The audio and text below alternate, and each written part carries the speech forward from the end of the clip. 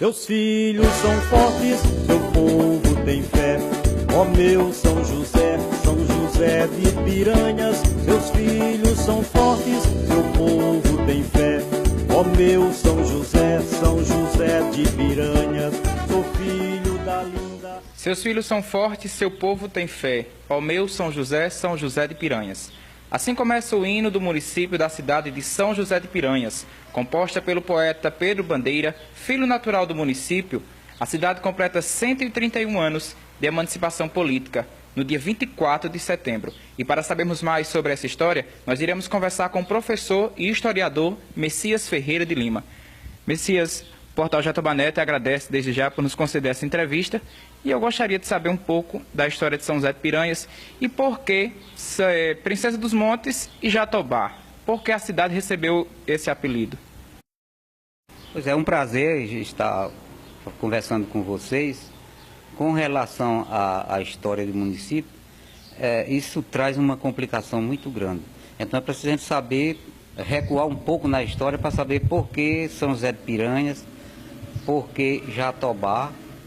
Princesa dos Montes foi uma passagem, numa inspiração, discurso do ex-prefeito Luiz Alberto de Paiva. Então, São José de Piranhas começa com esse nome nas suas origens, né?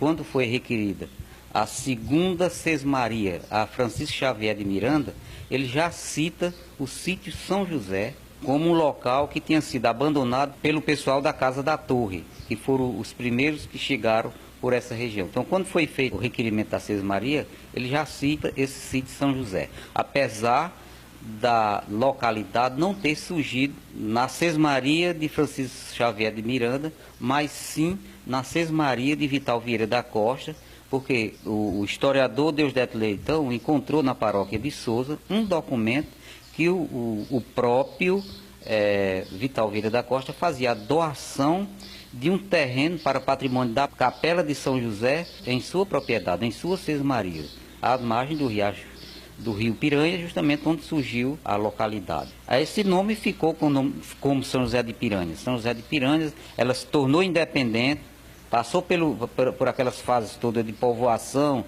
distrito, vila, e a transferência em 1937. Quando foi em 1938, dia 15 de novembro de 1938, houve uma lei que regulamentou, que autorizou mudanças de nomes no país, foi feito na época da ditadura de Getúlio Vargas, e então, nessa época, já aqui, a cidade já nessa localidade, né, do sítio Jatobá, com o nome de São José de Piranhas, porque ela foi transferida com o nome como São José de Piranhas. Então, a partir de janeiro de 1939, com essa lei que foi ditada no dia 15 de novembro de 1938, ela passou a chamar-se Jatobá. Muitas cidades aproveitaram essa folga na lei para fazer mudanças de nomes. Muitas cidades aproveitaram isso. São José de Piranhas, então, foi uma dessas. E mudou para Jatobá. Isso permaneceu até 1952, em novembro de 1952, quando uma lei estadual de iniciativa do deputado da época estadual Humberto Lucena apresentou esse projeto, sancionado pelo governador da época, José Américo de Almeida. E aí voltou ao nome de São José de Piranhas. E aí ficou essa confusão que ainda hoje reina, São José de Piranhas e Jatobá. Então, toda criatura, se considerar a cidade como uma criatura, todo mundo vela pelo seu nome próprio. A coisa mais importante que existe no ser humano e no ser de uma cidade é um nome. Muitas cidades aqui, muitas localidades da região mudaram de nome e mudaram mesmo. Por exemplo, Ipaumirim era Lagoinha, hoje Ipaumirim, ninguém chama Lagoinha mais. Cachoeira dos Índios era Catingueira, hoje a Cachoeira dos Índios ninguém chama Catingueira. E Bom Jesus, por exemplo, era Aroeira. São João do Rio do Peixe aconteceu a mesma coisa, era São João do Rio do Peixe. Passaram para Antenor Navarro, voltou para São João do Rio do Peixe e ninguém mais chama Antenor Navarro. Por que é que São José de Piranhas fica essa confusão? Para onde é que vai isso? Então, essa história de Princesa do Monte foi só locução do ex-prefeito Luiz Alberto de Paz, que ele era um bom orador, falava muito bem, e na hora de um discurso lá, o chamou de princesas dos montes, por ficar rodeada realmente de montanhas. O poeta Pedro Bandeira, aproveitando a deixa, ficou somente no hino.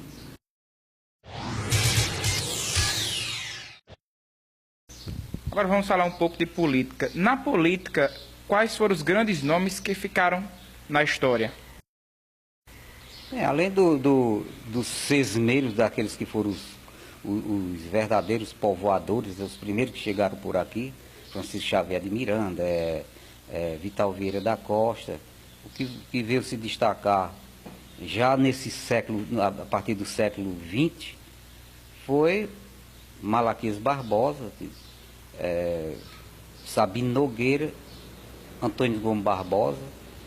E Malaquias foi justamente o responsável pela transferência do município, na época que construíram o açude de Buqueirão, que São José de Piranhas não podia ficar lá, porque lógico que o local da cidade, da vila ficava submerso, como ficou, aí teve que ser transferido e ele foi o responsável pela transferência. Então, ele foi o grande timoneiro desse período da transferência, que corresponde aos anos 40, os anos 30 e 40 do século XX.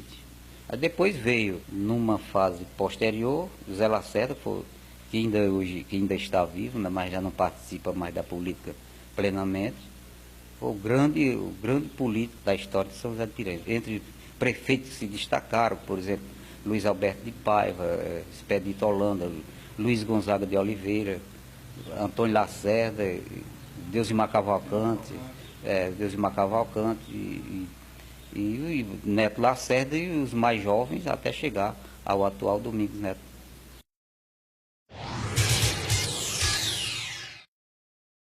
Antigamente existia uma bodega bem conhecida na cidade, a bodega de Manuel Preto.